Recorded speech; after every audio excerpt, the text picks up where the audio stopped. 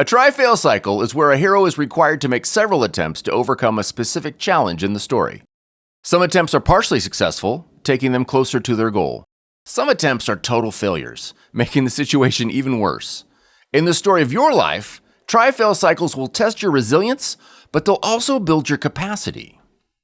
In this episode with Camille Diggs, we look at how to recognize a try-fail cycle, how to face the try-fail cycles in our own life, and the disappointing illusion of instant success. I'm Brent Diggs, and this is Full Mental Bracket, where science and storytelling meet to help you level up and tell a better story with your life. Good time period, Bracketeers. We're coming at you today with another episode. Joining me in the stunt host chair is Camille Diggs, and today we're going to talk about try-fail cycles. Ooh, I know this one. You do? Tell us about it. I do. This is where you put your laundry in the washer and then you forget about it and it goes sour and then you have to wash it again. And then after you wash it again, you put it in the dryer, but then you forget about it in the dryer and then your clothes get wrinkled. So then you have to dry it again. But I have come up with a amazing product. You have solved the try-fail cycle? I have solved the try-fail cycle. Woo-hoo-hoo. Yes, we are going to make billions off of this idea. I like you heard it here first. Yes. What is it? It is instant success. Dryer sheets. Wow. I want to congratulate you because that is 100% the wrong answer. But good try. Bless your heart. That's what we like to say I got the bless your heart. Oh, no. In the South, bless your heart. Oh, no, I got the bless your South. Oh, my goodness. Yes. Bracketeers, try-fail cycles. T with a try. I mean, sometimes you have a dry fail cycle and you meet those people and they smell sour. And you're like, bless your heart, you don't have a wife or a girlfriend or anyone who's actually paying attention to your clothes because they stanky. They stanky. Oh, goodness gracious. Oh, but yeah, the try-fail cycles is a writing term, and it's one that I stole from another podcast. You thieving thiever. I did, but I'm giving credit. I was listening to the Writing Excuses podcast a few years back when I was trying to write a novel, and they mentioned Dan Wells, as well as Brandon Sanderson. Anytime you take advice from Brandon Sanderson, you know, you're no slouch. If you're going to steal, you should steal from the people who've sold it. No slouching. No slouching, yeah. If you're going to steal from people that have sold a bazillion books. Then you feel good about it. Okay. Anyway, and also Mary Robinette Kowal's on there and Howard Taylor. A bunch of cool writing people are on the show. But their idea was the try-fail cycle. They talk about how to make your stories more interesting by giving your characters struggles. So the laundry struggle, which is real, by the way, doesn't count. No, and what the difference between writing and real life is real life already comes with struggles. Oftentimes, we don't have to add, we don't have to supplement. Here's my bonus struggles. Go to the store and get a Sam's Club family size six-pack bag of struggle. I mean, if you're anything like our house, it just comes. You wake up and like, oh, look, struggle, you're waiting for me again. How convenient. But the idea in a story is that if a story's too easy... Wait, how do you get to the Sam's Club to get the packet of struggles? On the struggle bus! But if you already have your leftovers from last bag, you may not actually make it to the store because you already have plenty of struggles. That's true. So maybe they just deliver. I mean, if it's like our house, they're being delivered. Yeah, that's true. Sam's Club does deliver too, yeah. You're like, ding dong, what's this? Oh, no, take it back. I didn't order this. I want a refund. Oh, man. So a story without struggle, although a life without struggle sounds good, a story without struggle is kind of boring. It is. It is. I've never watched a good movie or read a good story that the main character doesn't overcome something. You were telling me about the cartoons, the little cartoons, how it should have ended, animated videos. Oh, yeah. So in Lord of the Rings, instead of them going through that whole entire saga and trip, if they would have just let the bird drop the ring in the in the mountain, then they could have just flown it there and then dropped it in the mountain and the story would have been done. They had a short little video with the eagles and they dropped the ring into the volcano from high altitude and like, man, that was easy. Can you imagine having to walk that whole way? Could have taken years.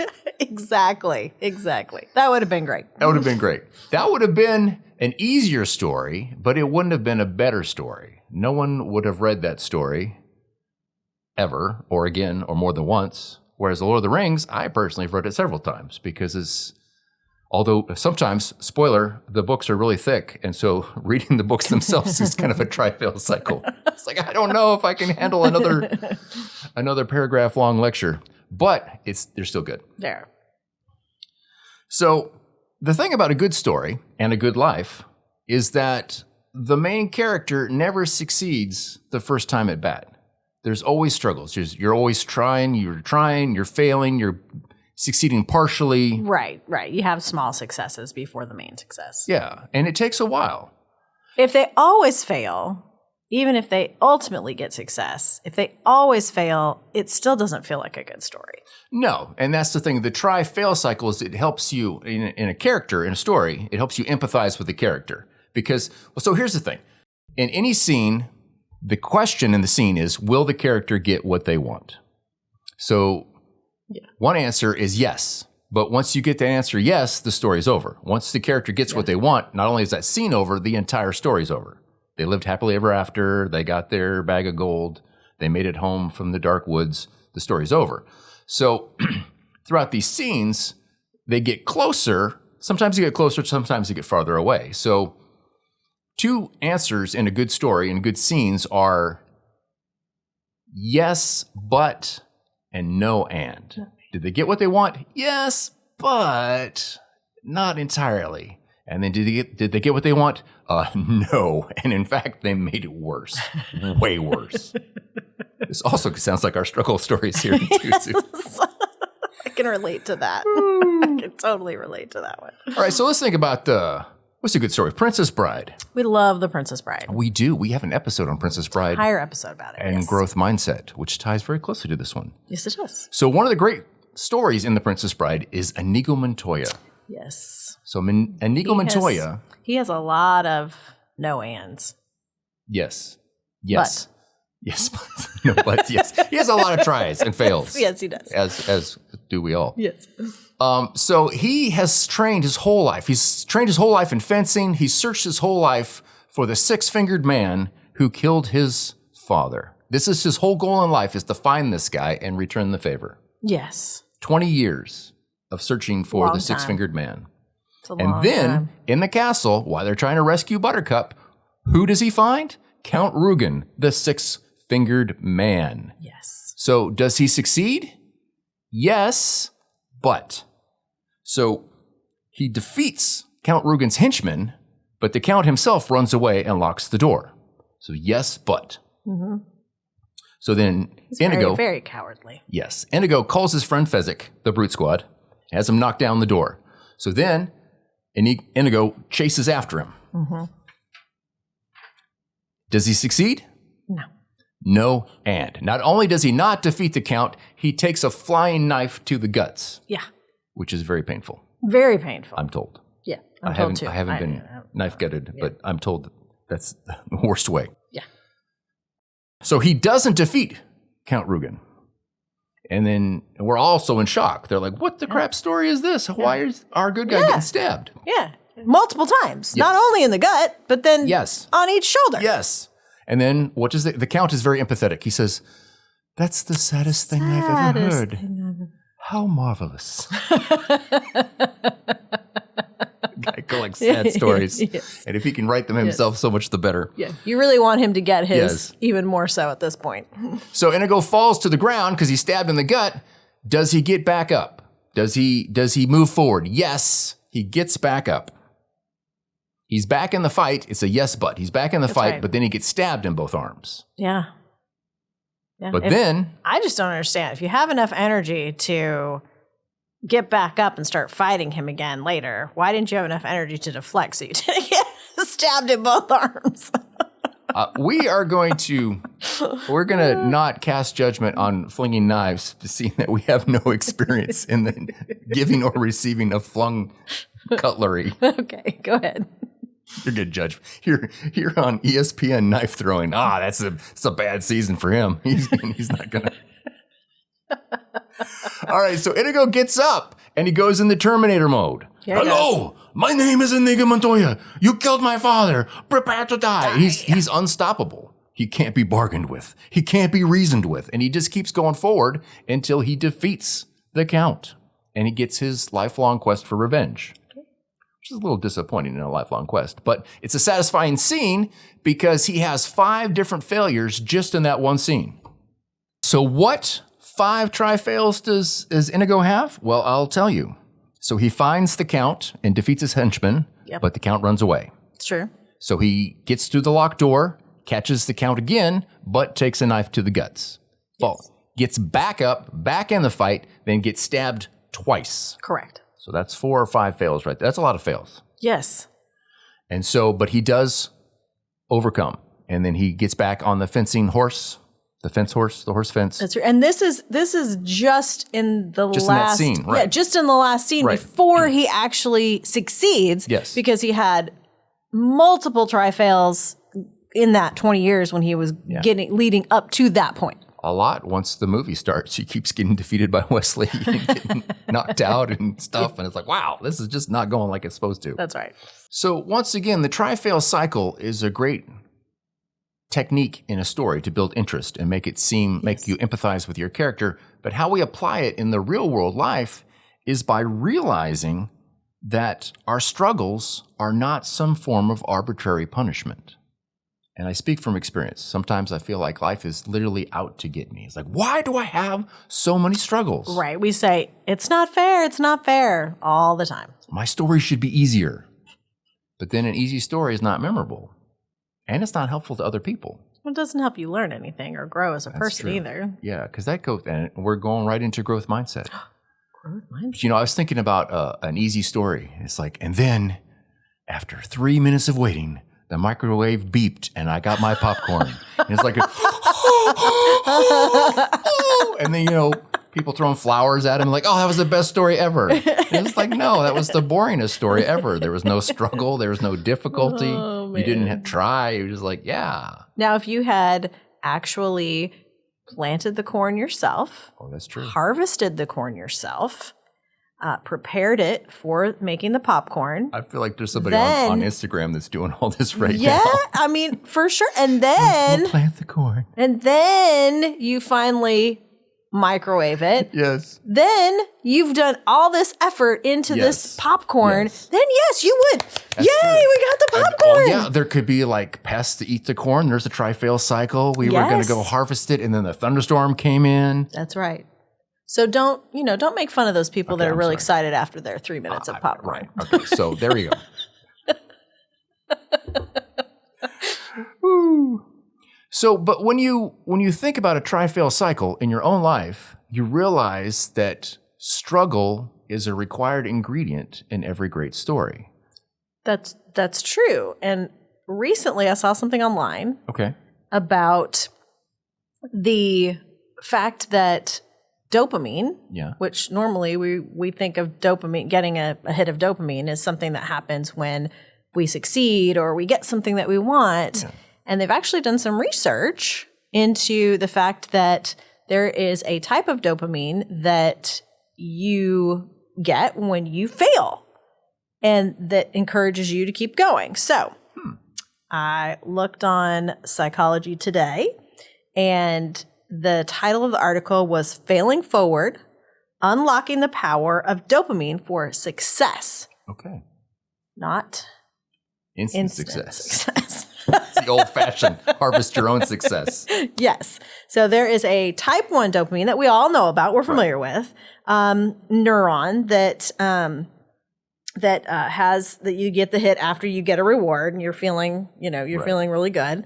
And then there's a type 2 that you have this increase of dopamine after a disappointing outcome, but it promotes you to try again.